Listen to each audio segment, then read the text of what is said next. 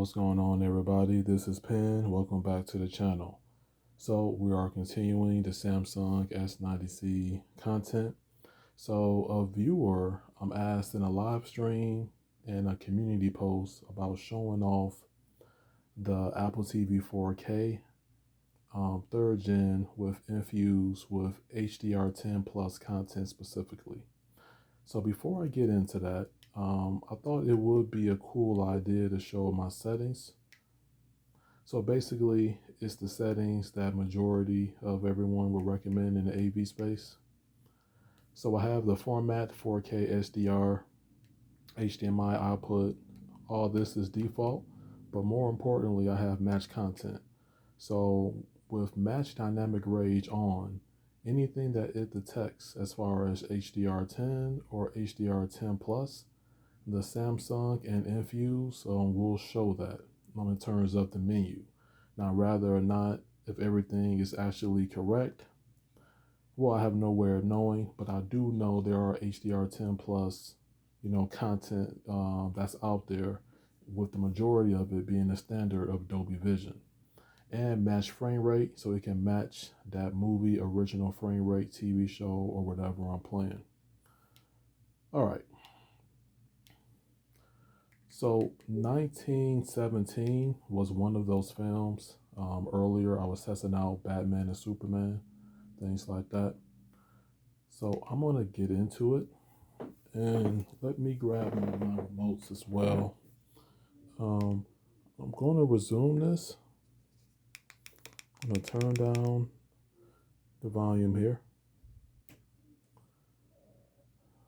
Let me see. Okay, have to pause the frame here. And I'm going to pull up the menu. And if I go to my picture preset, it says movie, picture mode, HDR10 plus. All right, so this is a film that does support HDR10 plus. Now I'm just going to pause at this frame. QD-OLED gives you the brightness that you would typically see on an LED or a mini LED.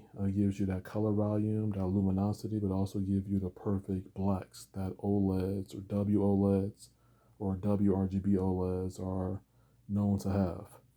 This framing looks absolutely perfect. It has the right amount of shadow mixed in with light, the subtlety of color that just gives it's a nice composition is what I'm saying. Very nice. Have it pause because I cannot play this content or it will most likely result in copyright.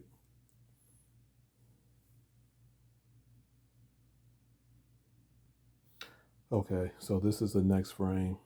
So if you're noticing these sudden transitions, I'm pausing the video midway and I'm going to a random chapter and I'm pausing just so the talking points can be enough to where it wouldn't void or warrant a copyright on a video.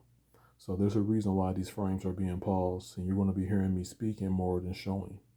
But what I can tell you in my initial impressions of HDR10 plus when it comes to movies with the Apple and Infuse, to be honest, this is just an overall brighter panel that can reach a little bit over 1,000 nits based on my initial research. But that can definitely be different going on in the future. And with that being said, I could leave an update in the description as I continue to make experiments and research. But it's not only, it's an overall brighter panel than WOLED, mixed in with the color volume and the way the film is presented on the panel. It's definitely a major step up in my personal opinion, and comparing it to Dolby Vision on a inferior panel, when it comes to the science and effects of things, it just can't be denied once you actually have the technology for yourself. All right, so HDR10 plus, I'm not missing Dolby Vision whatsoever. I went from a 65 inch to a 77. I have a brighter TV, more color TV. The picture pops a lot more, and then overall, it's a lot more immersive because of the bigger panel. You know, sitting like 5 to 6 feet away, it really gets you into your content. Okay, so this is the last example that I'm having for the video.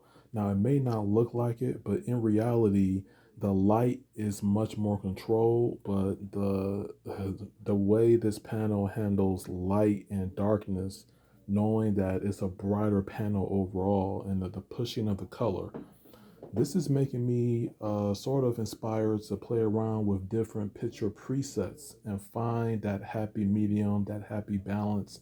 Maybe a more safe and calibrated look may not be the best way for this TV. Maybe I can experiment with some more brightness and color because that's ultimately what I got this television for.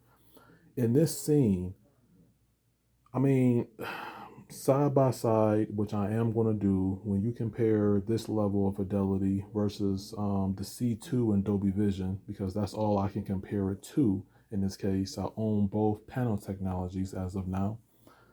I'm not missing Dolby Vision at all. I don't see no black rays. I don't see anything weird. Everything seems to be balanced. The color is nice. It's a little undersaturated. I want that color to pop more, so I'm going to play with that. But this is in a movie preset with some custom settings on top. Really, the Apple TV on this panel with HDR10 plus content is going to be giving you a very nice experience out of the box, and then it will come down to your personal preference in terms of your picture settings, or if you want to go the professional calibration route.